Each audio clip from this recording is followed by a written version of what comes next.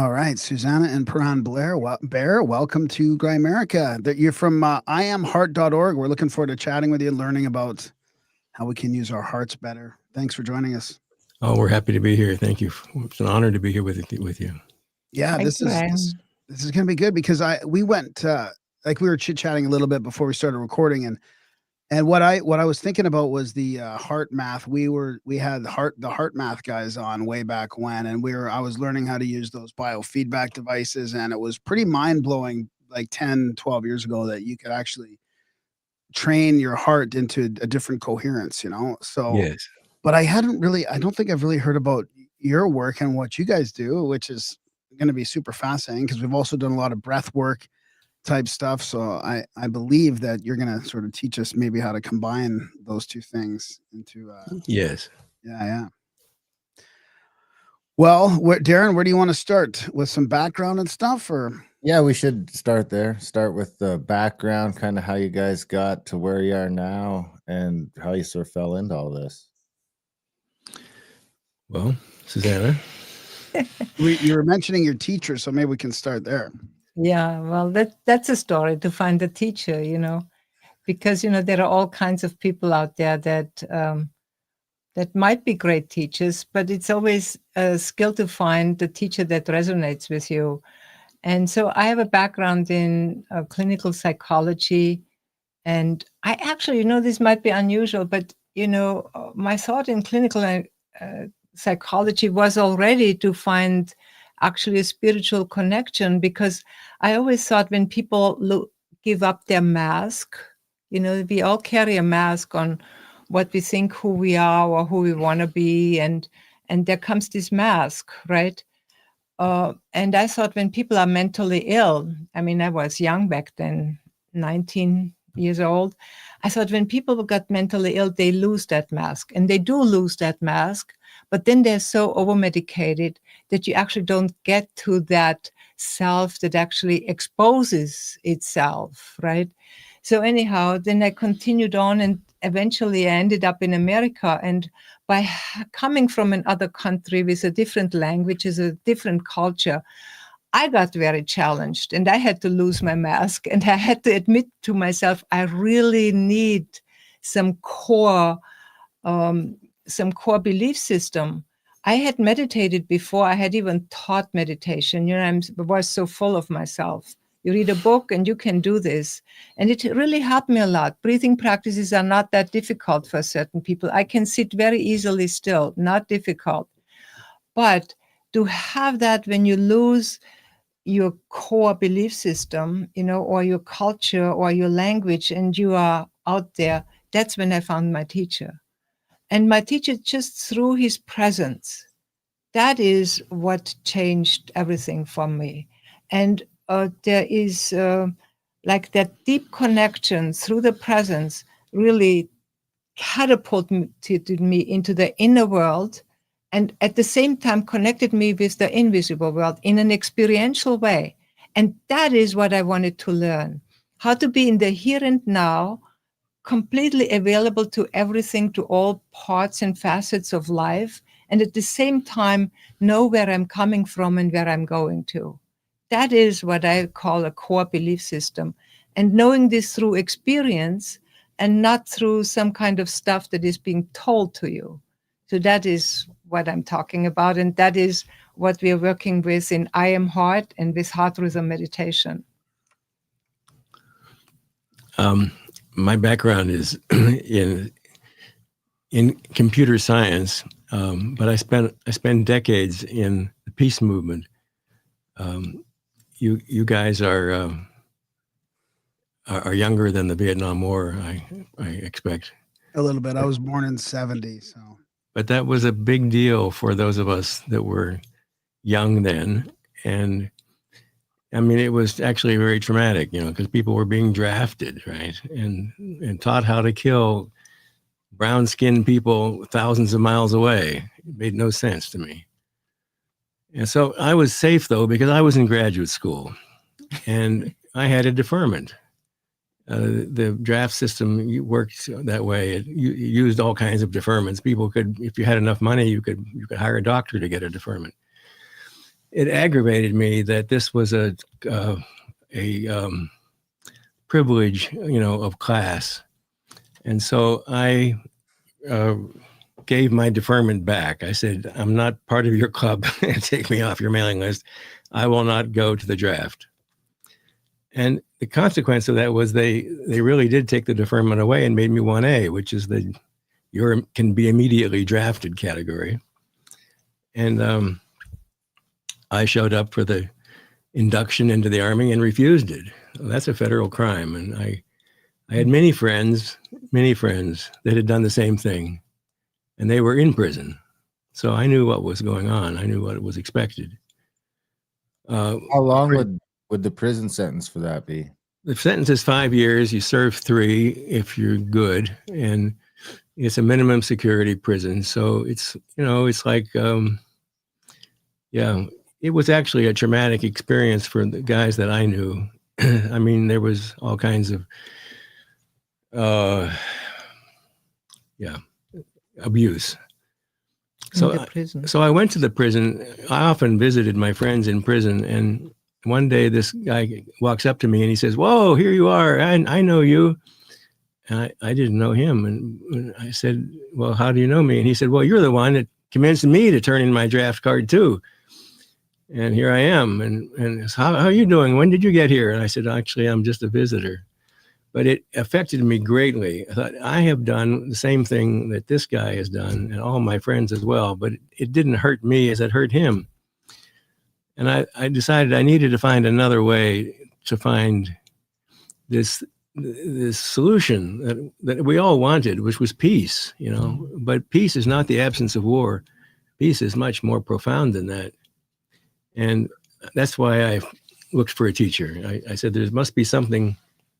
It's a state, it's a state of being. How do you reach that? And so Susanna and I found the same teacher, not at the same time, but nearly the same. And we met through him. And then, surprisingly to us, he asked us to start a new school, which we did. And we took his teachings, but we specialized them only the heart. We just want to deal with the heart.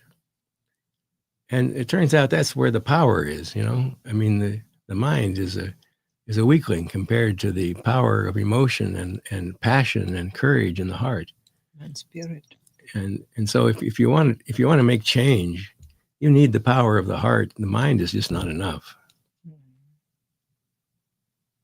I like it. So your teacher, Susanna, I don't want to get too far off track here, but you were mentioning, like we mentioned, we have a trip coming up to the Azores to look for Atlantis, and you mentioned your teacher. Obviously, he was quite also sort of esoteric if he was talking about Atlantis. Yeah. Very, very esoteric. I have never met another person who could talk about all the different things he talked about. And he talked about Atlantis, that's at least how I remember it, as if he would have been part of Atlantis at the time when it existed. And he gave these experiences where you were like, wow. And he gave the locations where Atlantis would be. I'm not sure what you think, but what I remember what he said was in the area actually between northern Denmark and in that area, between Norway, Denmark, and those areas, right? Well, That's what I remember. I had a child born right at this time when I was talking to him about Atlantis, and he had the ability to sort of foresee, who was coming. And I told him that my wife and I were pregnant, and he said, "Oh, Asatar is coming." And I said, "Who?" He said, "Asatar." And he said, "This is the name of the high priest of Atlantis." And I said, "Wow, that's interesting. I'd like to know more about that. How did you know?" He said, "I remember." So he went on to say that As-Atar expresses 3 of the 4 elements. As is water, and At is fire, and Ar is earth. He said, this is the name of our planet. And when the people from other planets come and visit us, they're going to tell us that. They're going to say to us, the name of your planet is As-Atar. Well, that was his opinion. Interesting. He seemed to know something. That made me think of the meditation teacher I had in the late 90s, early 2000s. He was a Korean, like, I don't even know what he was, a Korean healer, I guess, just a spiritual healer. I don't know if there was another more professional name for him or not, but he had healed my sister's friend's back, her brother's back. Like, he had a really bad back injury and he had healed this. So we drove up into the mountain and to take my dad, who was in palliative care with cancer, to him.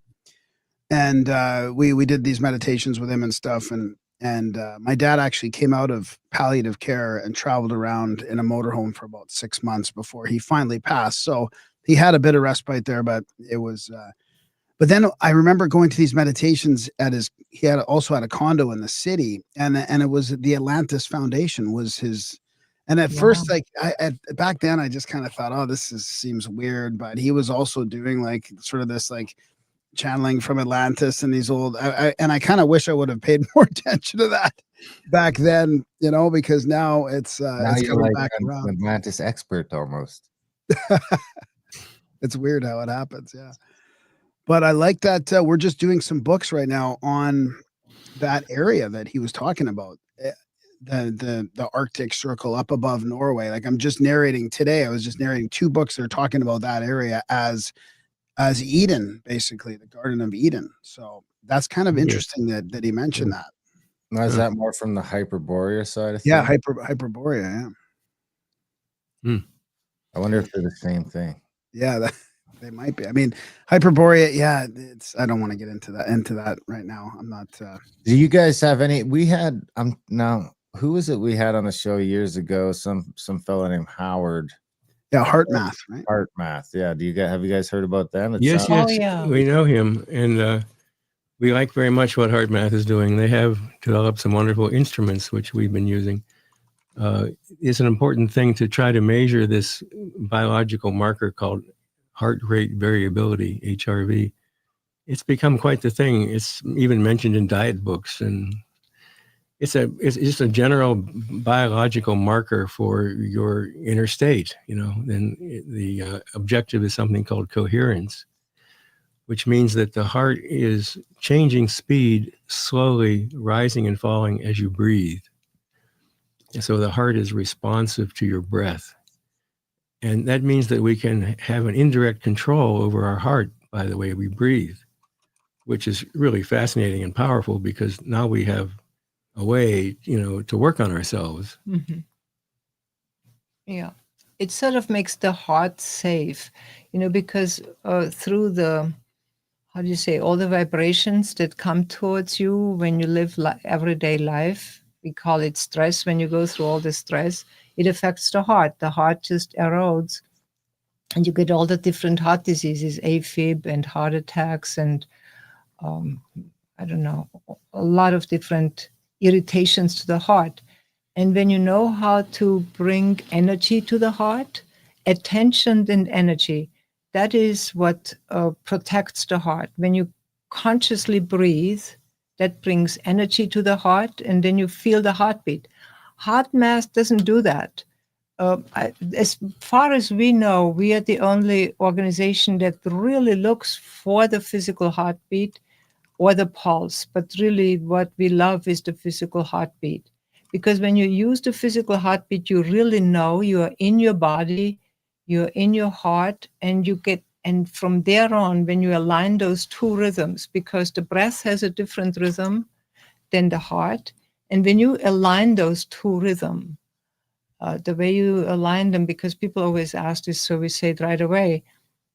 When the breath is slow, full, and deep, you can see for how many heartbeats do I inhale, for how many heartbeats do I exhale. And then you're already in a meditative state. And that meditative state, you can access your emotions, and eventually you can access the spirit and the spiritual beings or invisible beings. So it's we think, very simple method, but not for everybody, but for most of the people, it's really easy to learn. Can we get a little deeper into that? Because how would you? So you're doing slow, deep, and full breaths. Is this the core sort of part of the practice? and then you feel you sense or you feel your heartbeat within there, and you can kind of count it, or how do you actually try That's and right. synchronize the two? The idea is that you have two biological oscillators in your body, Okay. that set the pace of your life. One is the heartbeat, and the other is the breath rate. So if you coordinate those two, now of course the heartbeat is much faster, so you need like 8 heartbeats to breathe in and 8 heartbeats to breathe out, something like that, or maybe it's 10, or maybe it's 12, or maybe 4. Yeah. And But it'll change as you relax, right? that's right. That's right. And a longer breath is typically better because it produces, then the breath affects the vagus nerve, which is the slow down signal to the whole body. And so you get this profound relaxation from breathing slowly, especially when it's in tune with the heartbeat. Magical things happen from that integration. This internal synchronization really makes you feel like whole, like together, integrated. You mentioned stress. Is there some kinds of stress that are better than others? I feel like certain stresses are sort of just part of the human condition, and they have been, from when we were hunter gatherers right up till now. And I have to think that some of those are probably more healthy than others. Is that the case, or is there different stresses? Absolutely. Well, we think in our school, stress is stress. We actually don't differentiate. People come in, they have panic attacks and all kinds of stuff. And you can really, what we think about stress is that it challenges you. And if you have a tool to work with stress, you actually can become very creative and follow through with what stress asks of you. In today's day and age, and I think in no day and age, I mean, you mentioned hunters and gatherers, I think they had tremendous amount of stress. I'm not sure if it was less or more than what we have today, but to bring your daily bread to the table is a skill today and was back then. It's just different in the technology and in the way how we do it. But stress really challenges us to rise to the occasion. And we think through this practice, breath and heart, this is what our app is called, breath and heart. And this is the base of the practice. You actually can calm down the stress. Your heartbeat really settles in, your breath is slow, and you are able to still think. Most of the people, when they're stressed, they stop thinking clearly. And that's what you really need. You say, oh, it's just that. And the stress sort of helps you to rise to the occasion if you have a tool to deal with the stress. Yeah, it's a growth stimulant. Right? Right. You wouldn't be who you are if you hadn't been stressed to develop something that was a potential but wasn't needed yet. So stress made it necessary, and you grew, and so that's a good thing. Yeah, I mean, to be more clear about it, Darren, there is too that through stress we can get traumatized. Do you know what I mean? To be honest about it. Yeah, like people deal with it different ways. Some people take that stress and sort of just shut down or go into some sort of victimization mode, and other people take that stress and use it to build empires. That's right. But Right. there is for all of us, I think there's no child who didn't have, no grown-up who didn't have stress in their childhood. You can look at it that way, and you can go to therapy for that. Some people just really hide it very well and pretend, they're all fine, they're always all great. And when you are with them, you feel it, because it's hard to really deeply interact with them or to be present with them or have an interaction. So that's how this expresses itself. And in order to heal those traumas in the heart, because they're being held in the heart never forgets. That's the good thing or the bad thing about the heart. If you let the heart remember, then you can undo those traumas that the heart holds, also through breath and heart. That's the magic thing. We were working with a doctor in Boston that was researching stress. And first he had to induce stress, and then he wanted to see if you could meditate it away. or how long it would take. He said, like, people get stressed at work, they come home, they yell at their wife and kick the dog. How do you prevent that? How do you de-stress quickly? So he induced stress by the use of ice. He would take my arm and put it in ice, clear up to the elbow, big tank of ice. And this causes normally an instantaneous and intense pain. It doesn't leave any scars, but it's very quick and immediate. And he said, we're only going to do this for a few seconds because we can't have screaming in the hospital. It was a hospital setting. But when I had my arm in the ice, I was meditating with my heart. And I looked over at the ice and I thought, that ice is doomed because my arm is going to melt that ice. So this is what's happening in life. You have a stressor that's affecting you, but your inner state can affect the situation. So which one's going to win? Is the ice going to freeze the arm, or is the arm going to melt the ice? And you can work with that equation. You can use the power of the heart, which affects circulation and hormones and rhythm, and change your inner state so that you're actually actively engaged in the stress, actively changing it instead of just responding to it as a victim. Is there? I feel like that's sort of the difference between like those ancient cultures and ancient people. They had to deal with the stress was all sort of stuff that was based on them. It's like, can I hunt this thing? Can I catch that thing? Can I? Whereas now in this modern world, your stress can be like dependent on a dozen other people that you have no direct, like you got, so if you're freaking out about food, you have supply chains. If you have a job, you have a boss that maybe you have to dance around a little bit, and social media. So social media, all these, social media just sort of flinging stress at you nonstop. I've actually got my algo pretty good right now. I'm not messing with it because it's not sending me stressful stuff. It's sending me the stuff I want to see. So we'll see. I can't get X to do that. I really can't. X just wants me to be angry. It really starting to seem that way. But I feel like that's the modern day stress that left people feeling more less like they have any control over the situation. Whereas when you're hunting something, it's you and that thing, and it's up to you. Compared to now, I feel like the stress has got to be a little bit more magnified and externalized because there's like I say, probably in any person's life, like a half a dozen different people that are stressing them out in different ways. Yeah, and maybe they always were. I mean, you always had to worry about your kids, but nowadays it seems like it's in different ways. It was a lot easier to just make sure they didn't run off into the woods or get eaten by a bear than it is to just sort of have to feel like you have to be looking over their shoulder 24/7. They didn't have a system to fight, right? No, we have a whole system working against us. Yeah, well, see, it's possible to increase your capacity to handle stress. It's pretty hard to avoid stress. I think that's impossible. And actually, probably not necessary or not even desirable, because stress, as I say, is a stimulant. So what we want to do is just improve our capacity to handle the stress, and that can be done. That can be done. That depends on your breath and your attitude and your training and your nervous system. How you've tuned it. So this is something we can work with.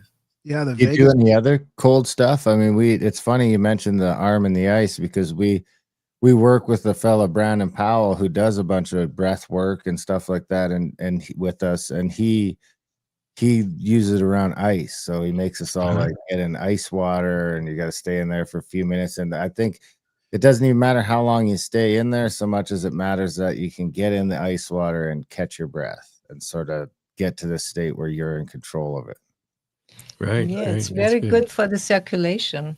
The Germans did this as health training. There's a famous German doctor who just worked with ice and ice water and all, and water flushing and all.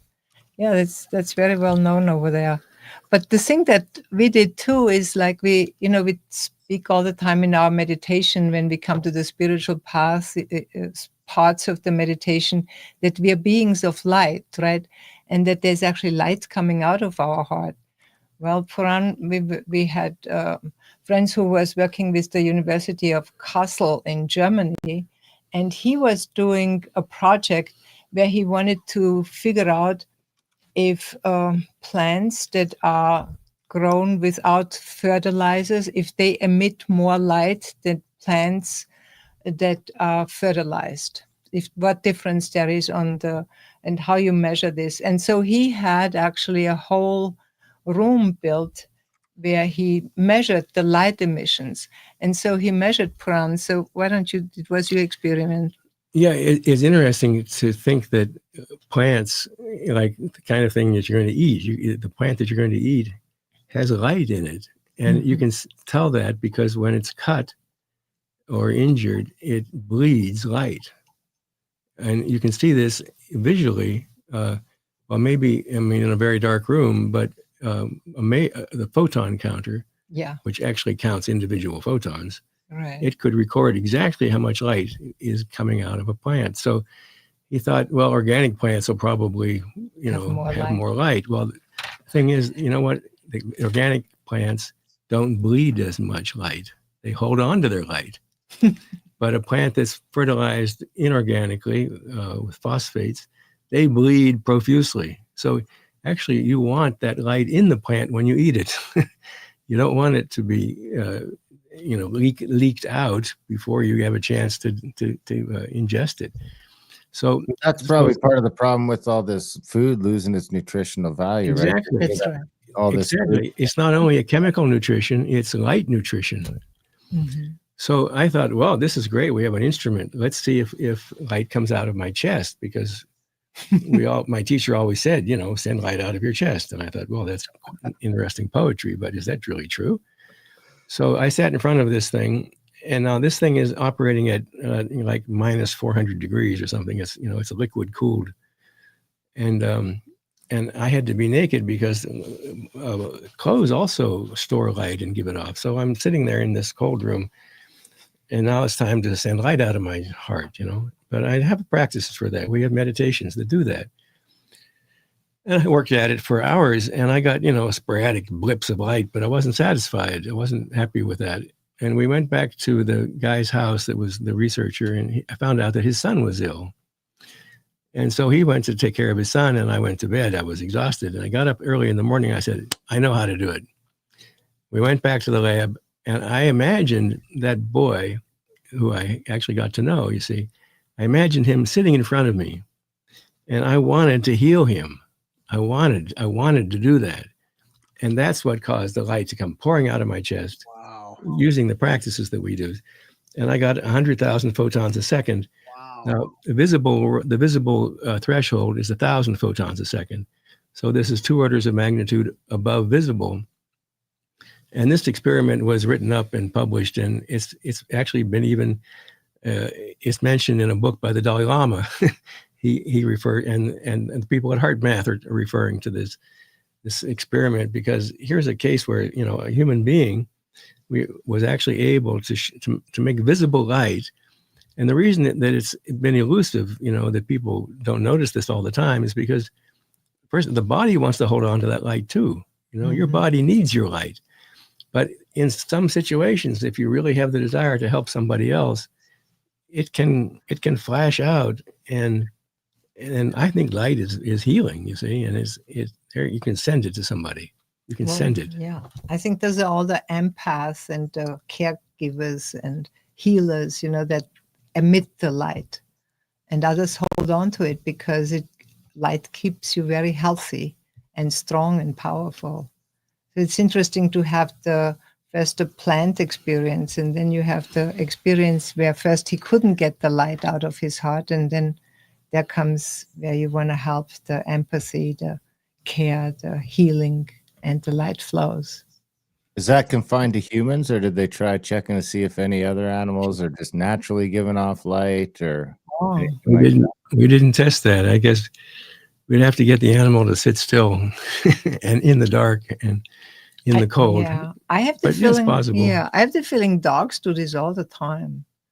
Dogs that sit on your lap, or cats too. Like when we meditate, we have from our son he had just a baby. He sends his dogs over. When we meditate, they just sit in front of us like our disciples, and there's a exchange of love and breath happening. I think that is very strong, and I think the same with cats. They feel the energy and they pour out more energy and receive energy. We haven't measured that. That is, these measurements are not easy to come by. The instruments are the very expensive. instruments, yeah. Yeah. You have to go to different places to get to them. What are they Also, usually there's using that thing for? What's the general use of something for sensing single photons? What's the practical application for that? Obviously, they didn't build it for this. No. No, Photon I guess it's counter. used scientifically in some experiments about, there were things that Einstein did around photons. There's a famous photon experiment where he showed that electrons and photons can change places.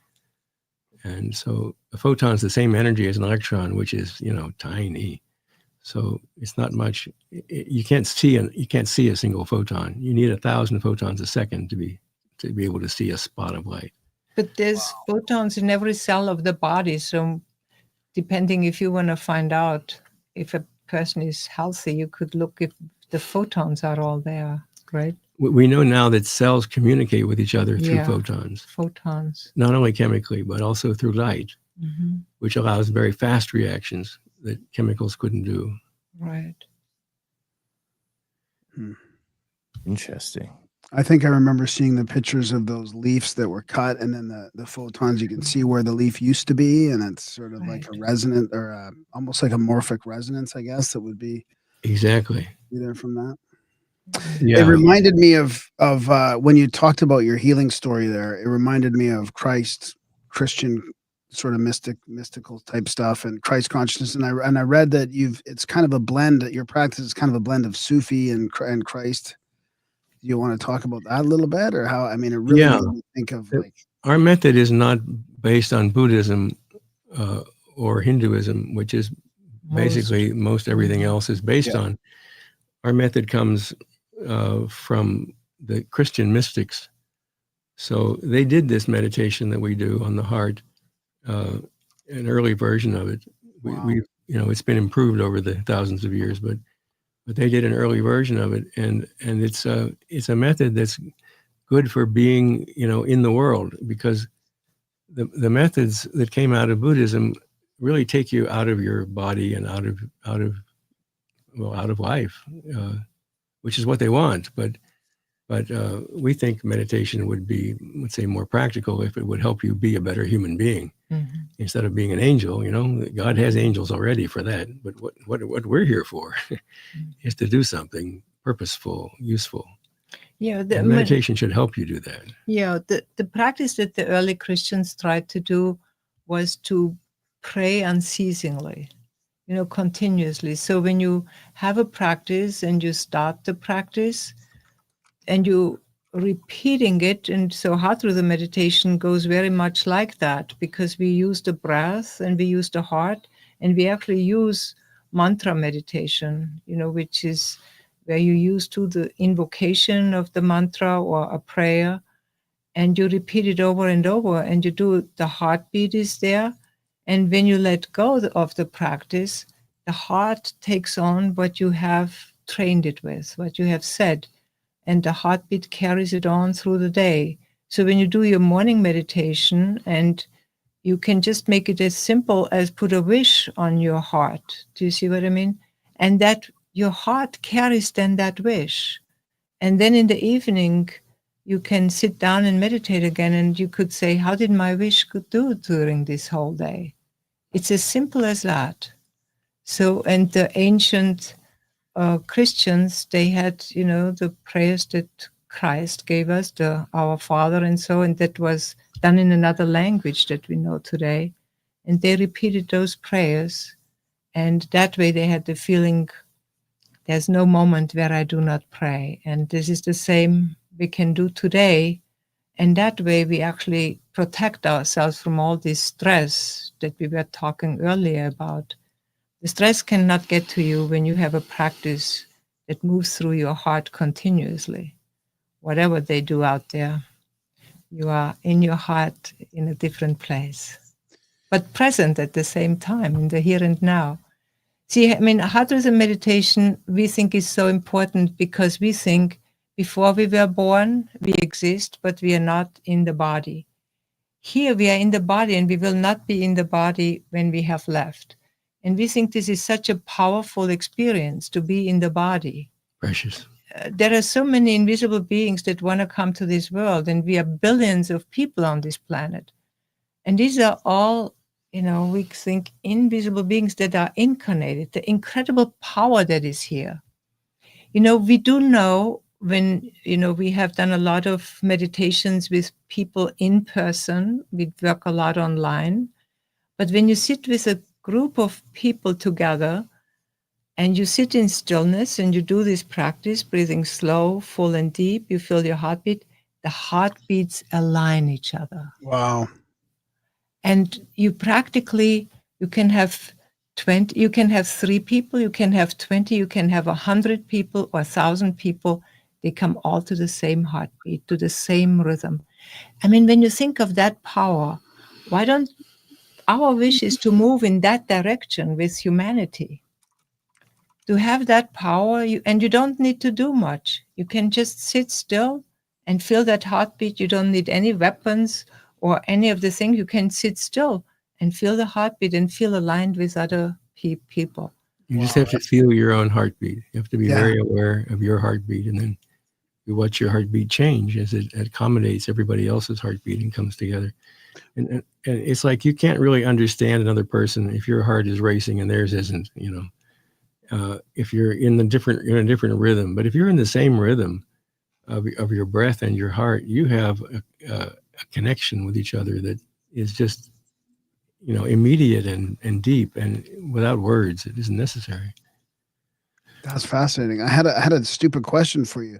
As a male, especially because a lot of times I'm sort of numb to physical sensations, and I think a lot of men are. So how do you feel your heartbeat? Yeah, that's a really good question. So first of all, if you put your hand on your chest, yeah, that helps because you might feel a throbbing there. I've actually had a doctor say to me, "You can't feel your heartbeat. There's no nerves for that," which is entirely wrong because, from when you do exercise, you got this throbbing going on. You can feel it, or you lay in bed at night and be very quiet, and you can feel the heartbeat. So, but sitting up and just being still, and you might not feel it right away. It's something you have to sort of figure out, like where is that heartbeat and how do I get to it? So you practice helps. But if you can't feel your heartbeat, then feel the on the inside of your wrist, where nurses take your pulse. There's a space between the tendon and the bone, and you just put your fingertips there, and you'll feel an artery. You can also do it here in the neck. If you can't feel your heartbeat in your neck, you're dead. So you can give this one. This is what the EMTs use. But just sensing it, you'll also notice that the heartbeat is there someplace as a pulse. You might feel it behind your eyes. The pulse is the echo of the heartbeat, right? And it's happening everywhere. It's a question of where it shows up for you. But it's all coming from the heartbeat. And so eventually you kind of trace it back. Like, okay, it's coming from here. It's coming from my chest. And what's that message? What's it like to be aware of your heartbeat? This was the first sound you ever heard, was the heartbeat of your mother. So it's very like being at home, to feel your heartbeat. It's a wonderful feeling. We have a question in the chats from Ian. He was also I kind of wanted to ask the Sufi question as well. Sufi he thinks it's translated as wisdom, but we'll get back to that. About the heart, he says, how do heart meds affect this? He has super high blood pressure and on meds like normal 200 to 150-ish without meds. Do the meds help? Yeah, well, I think meds do help, but meds also have a cost. They decrease this thing called heart rate variability, and heart rate variability is an index for your ability to handle stress. So if you have good heart rate variability, Again, variability means the heart is not beating on time. It's not supposed to. If your heart came exactly on the same interval, you'd have a pacemaker in your chest rather than a heart. So you want the heart to have this wiggle in the heartbeat, because that wiggle is the heart's response to your breath. Your breath makes the heart go faster and then slower and faster and slower with every breath. So you want that. And the meds reduce this effect of the variability of your heart, which means it's going to show up as less of an ability to handle stressful situations easily. But the good news is that heart rhythm meditation reduces your blood pressure a lot. We've had people drop 40 points in their blood pressure by breathing deep and slow and thinking of their heart. So that creates an inner feedback through the vagus nerve. It slows down everything. Slows down blood pressure, the heart speed. It also improves digestion, and just gives this overall feeling of relaxation. So breathing. The answer is heart rhythm meditation. The advice is really, don't stop right away with your medication. You need your medication, but learn how to breathe.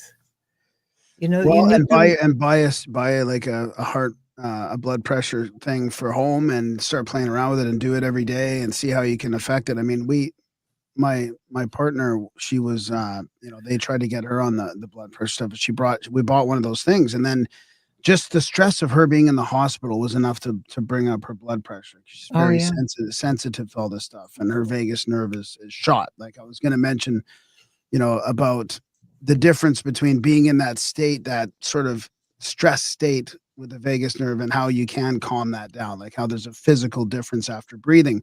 So anyway, she started relaxing and doing it, and her blood pressure came right down. I mean, it was down almost too low. So I don't know and to me, I'm like, how is this even possible that you can make that much of a change from bringing the machine home and doing it on your own? Or is the measurements just that, the standard is out of whack to begin with, but whatever, that's a different discussion. No, there's a biological mechanism called RSA, respiratory sinus arrhythmia, which is a biological mechanism that whereby the breath is affecting the heart rate. And when you have a slower breath, you'll get a slower heart rate. It's biological. And there's actually a second biological method called baroreflex, which also helps to slow the breath only if you have a deep breath. So that's why it's important in our method to breathe deeply. That is, a big volume, big inhalation, complete exhalation. Do that over and over slowly. Yeah. And it does wonders for all the biological markers that you can measure. See, Clem, when we talk about deep breathing, we really do this with our whole body, like babies do. We actually engage the diaphragm muscle, which goes horizontally through the body. But the way you move the diaphragm muscle is through the muscles below the diaphragm muscle. So we're below the belly button. And those muscles you can move. You use your mind. When you exhale, you contract those muscles. And when you inhale, you really open them up. And that way, the diaphragm muscle moves up and down, and the lungs empty themselves or fill themselves. And so this is all engagement. Your mind gets engaged because partially the stress goes a lot through the mind. And you want to get out of the mind. All meditation tells you, don't have any thoughts. Well, we don't give those instructions. We occupy the mind. We engage the mind. And by engaging the mind with the body, you get an incredible, wonderful result from it. These results that we described to you. And you get slow, deep, and full. It's not even relaxation. Relaxation is a byproduct in heart rhythm meditation. That's not what we're looking for. We're looking more to free yourself from all these stresses, from all these shoulds and have tos, from shame and from all this nonsense, so to say, that we, get sort of collect in our lives because of society, because of our friends, that we look good and be good, and we don't know anymore how to be ourselves. And we have the feeling that heart rhythm meditation allows you to get to your inner self again and free yourself from all these different shoulds and yeah. External forces. Yeah. How Can you does go ahead? go ahead. Can you use it for like how does this factor into like say elite level athletes or elite performers? Are they I doing knew it you were going to ask that. naturally, or is like because it seems like some people just have a knack for this sort of thing? It seems like evolutionarily, if that's a word, I don't know. Nah, forget it. We should have had some sort of natural ability to do this all the time at some point. If it it seems like the connection there and the results are too profound for it to be just a coincidence, and did we venture off of this somehow? Does it come naturally, and maybe more like primitive societies and stuff like that, tribal societies? Are they doing it automatically?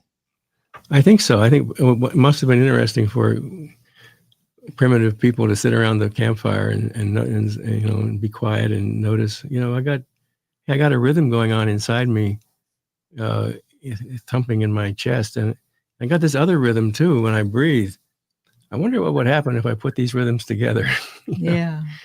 I think it's a natural thing, and it is magic when it happens. It just makes you feel like these parts of yourself are connected. And when several people meditate together in this way, it's very attractive, because if you sit down with them, you automatically move into that rhythm too. So it's infectious, and that's what's the wonderful thing, and that's how meditation should be. Shouldn't be hard work. So this brings up an interesting topic about how much effect can a person have on a society. Well, the thing is, we're living on the planet Earth inside a shared magnetic field, and this magnetic field, which everybody feels, is partly made by the Earth and partly made by the sun through the solar winds, and partly made by life, because everything that has a heartbeat contributes. Now, the magnetic field of the Earth is 1,000,000 times stronger than the magnetic field of one heart. See, one heart is a big magnet. It's a very powerful magnet, but the Earth is much bigger, so 1,000,000 times stronger. But there's billions of people on the planet. Yeah. So consider together, if we work together, we could have a greater effect on the shared magnetic field than it has on us. We could actually influence the field that we're all living in, and modify that field, because that field contains all of our experience. It's been called the noosphere. It's been called the astral Akashic record. The Akashic record. So this thing can be modified, but it requires heart. See, because the heart has the energy. The brain is 1/100th of the energy that the heart. The heart's 100 times stronger than the brain, and the planet is 1,000,000 times stronger than the heart. But if you work together, you can do it. So our ultimate hope is to think that people could work with their hearts together in synchronization and have an effect on the default setting, the standard setting that everybody's tuning into all the time, that establishes sort of like what is normal. We can change what is normal.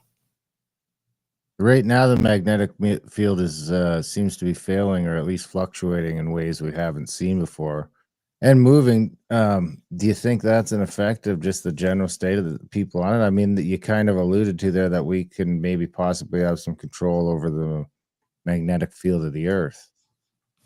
I believe we can have, and well, as I said, it also is affected by the sun and the solar winds. But I think what I have noticed is that when you're in a room of people, which is on a smaller scale, let's say there's a sort of a chaotic meeting going on, you can get into a peaceful place in yourself and change the room. Mhm. And the conversation changes, and people start smiling at each other, and cooperating and harmonizing. And you wonder, like, how did that happen? Well, somebody can have that kind of an effect. Somebody brought the good vibes. Yeah. And I'll tell you, we did another experiment where we were asked by a person that lives in Cleveland. She works for the United Way, which hands out money to people that are distressed. And she said, Cleveland's in big trouble. Can you help us? And I said, well, I don't know. We live 2,000 miles from Cleveland, but let's try something. So Susanna and I, we meditated at 3 a.m. in our time. That it was 6, would correspond to 6 in Cleveland. And we did this meditation for about an hour. And all the crime stats for Cleveland are online. So we had data. See, we could tell if there was anything that would change. We could see it in the crime stats. So I created a huge database of all the crime stats for 3 months. And we looked at which days we meditated and which days we didn't meditate, because we randomized when we would actually meditate. And we found that on the days we meditated compared to the days we didn't meditate, there was a 34% drop in violent crime. That means fewer people got killed or raped, in a city 2,000 miles away from us. I mean, that's useful. You know what I mean? Now, the way we did that was not by trying to send light 2,000 miles. What we did was we imagined, each one of us said, I am Cleveland. Yeah, put Cleveland right into our heart. Brought Cleveland into our hearts. And now whatever is happening in Cleveland is happening inside our body and our emotions. And that's something we can deal with. We know how to deal with our emotions and our physical sensations and heal ourselves. So by healing ourselves, that then had this mirror effect on the people in Cleveland, 1 million people in Cleveland. And we could see it in the crime stats. See, when you do this meditation for longer periods of time, so it's this breath and heart, you keep that going, but the magnetic field opens up and becomes really, really vast. So this taking Cleveland into your heart becomes an easy thing to do.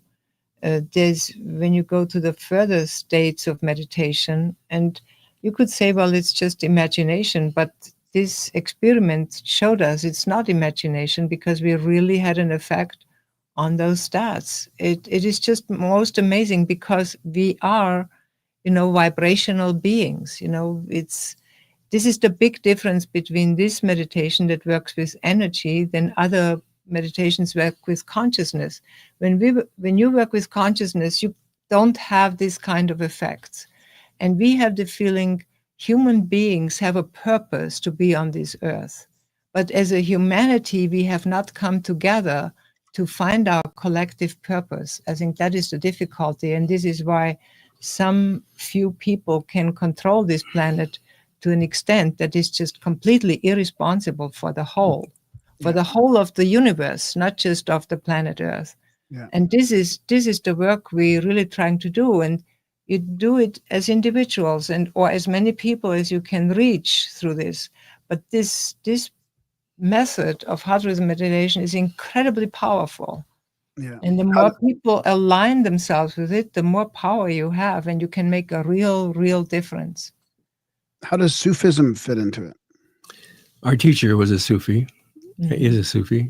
Well, he died in 2004, 20 years ago, but we still consider him to be part of the equation here. And Sufism really started with the Egyptians. It goes way back. It's a kind of a method of all the mystics of all the different traditions. We say they were all Sufis. Anybody who wasn't an Orthodox, who was actually trying to experience something directly, not through the dogma. There's no dogma for Sufis. It's just direct experience. And we were lucky to find an authentic teacher and to continue his work at his request. And it's through Sufism, from different kinds of traditions, because there's so many different Sufis out there it means wisdom. It means wholeness. And some of the Sufis, they were very simple people, very, how do you say, mystics, what you would call them. So, and that's to the training that we try to provide for people, because today's world is so material and so commercial. It's very difficult to keep to the purity of the heart and to the purity of life, and have respect of all life and of all races and languages, and see humanity as one being. And the heart makes this possible, that message of unity and of oneness. And Everybody has a heart. Everybody has a heart. Can't help it. Some Sufis were kings. I mean, they were responsible people, they involved in their life. Right. And one of the people that you even knew, he was from the G7. Oh yeah, another one of the students of our teacher was chairman of the G7. Right. His name was Vidivane. He was also the managing director of the IMF. So there have been Sufis in responsible positions, but well, I don't know if I'd call those responsible positions. Yeah, I get it. Is this I actually, before we wrap up, I want to touch on that, because you mentioned they and the power structure that we seem to be held hostage under currently. What are they using to sort of combat that? Is it just distraction and stuff like that, or are they using some sort of they seem to be up to something that looks kind of spiritual but somewhat evil, or at the same time, they've been caught doing these weird ceremonies, and we've got these, I'm sure you guys have seen how the Olympic opening ceremonies are always these weird, like, symbolic things. It's like, do you think they're up to something nefarious? Is there like can this sort of force be used malevolently? Well, I think any power can be used various ways, but the people that you see in the news and that are, elected or appointed or something, these are not the real people that have power. These are the amateurs. The people that really have power don't make themselves visible. There's no need for that. They work behind the scenes. They work by like we did with Cleveland. You work from the inside, and you have this objective in mind, and you operate that objective. And the people that are, I think the people in the government are pawns. They're not in charge of anything really. But see, Darren or Graham, what we think about evil, it's like we try to really keep there too with the Christian saying, resist not evil. Don't be afraid of it. The one being is the all. And if there is evil out there, well, then evil is out there.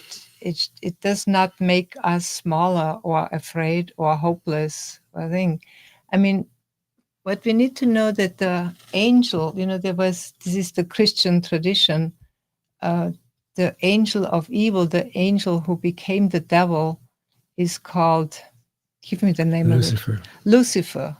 Well, if you know a little bit of English, lux lucis means light. He was actually a great being of light who, because he had so much light, was so full of himself that he said, I'm going to test these humans down there. And evil is just another test that we are going through. That's how we look at evil in this world. It does not impress us at all. And there's a lot of evil out there. And I'm not sure if it's more than it always was, but evil is just part of the game that tests you, that is part of the stresses. And it's what the news does today, it really focuses on the evil because that's how they get attention. All right. So that's what they do. Evil comes from ignorance. Yeah. And everything has consequences, Yeah. So whatever you do, it has a consequence. There's a feedback loop. Yeah. And there's action, reaction. And so you don't have to fight the evil because it's always self-destructive. Hopefully, in the end. Hopefully sooner than later. Where can people get the book or follow your work? Do you guys have a website or social media or anything like that? Push the Yeah. button. For those of you that are watching this, you can see this little banner. It says IAM Heart .org, and then /gift will lead you to the place where we have lots of free meditations and offerings. We have an app which is free. It has hundreds of meditations on it. It's called Breath and Heart. And we have a studio where people are leading meditation every day, and live, where you can talk to people. In different time zones. It's not always at the same time every day. Right. And we have classes which are very inexpensive, and we have classes which are expensive. They run for years. We just finished a 2-year class. So we're serious about this stuff. We realize that it requires a training. You need to practice, and to develop these extraordinary powers, you need some extraordinary practice. But it starts easy. It's like playing tennis. Anybody can hit a ball across the net. It's like that, and get better and better at it. What are the books called? The book is called Living from the Heart. And the other one is called Energize Your Heart. And we have a third one that's called Follow Your Heart. So that's the Follow Your Heart book shows the labyrinth, the path through a life. The path of life is encoded in the labyrinth, and we show how that works. Excellent. Susanna and Puran, this has been a great interview. The time just flies by, as it tends to around here. We appreciate you guys coming on the show. We encourage all of our listeners to check it out and get the book. I know Ian said he's going to try the breath work with his heart pressure right away. So good. We'll see how that goes for him. Yeah, he's a good friend, Ian. He's not just a listener, so that'll be good. We appreciate you guys coming on the show, and come back anytime. It was really cool to be with you guys. Yeah, thanks. It's really cool, guys. Thank you for the great work you do. Oh, thanks. Thank you. Thanks, you guys as well. Okay. Keep up that work, and have a good night. All right. Thank you. Thank you very much. Bye-bye. Thank you. Bye. And that was our chat with Susanna and Puran Bair, a guide to heart rhythm meditation. So you never tried that one before? You never? No, I haven't. No, I'm going to, though, for sure. They have some free weekly classes there too, just for people that just want to check it out without paying anything. So the links will be in the show notes. Links in the show notes, as always. Huge thanks to Susanna and Puran for coming on the show. Big thanks to you guys for listening. Even bigger thanks if you're one of the 1% that choose to support us and keep us going over at grimerica.ca/support. If you're getting some value from our show, send some value back our way over there, and we'll keep doing this, and you guys keep doing that. So thank you to the people that do. Of course, you can also check out grimericaoutlaw.ca for other podcasts, contact@thecabin.com for trips and events, adultbrain.ca for closing in on 200 audiobooks. We might hit it this month. It could happen probably next month, but it's coming. So check that out. And what am I missing? GrimericaCBD.com for gummies and tinctures and all that fun stuff. Other than that, spam Graham at Grimerica.com. We love you guys. Thanks for listening. And we will see you next week.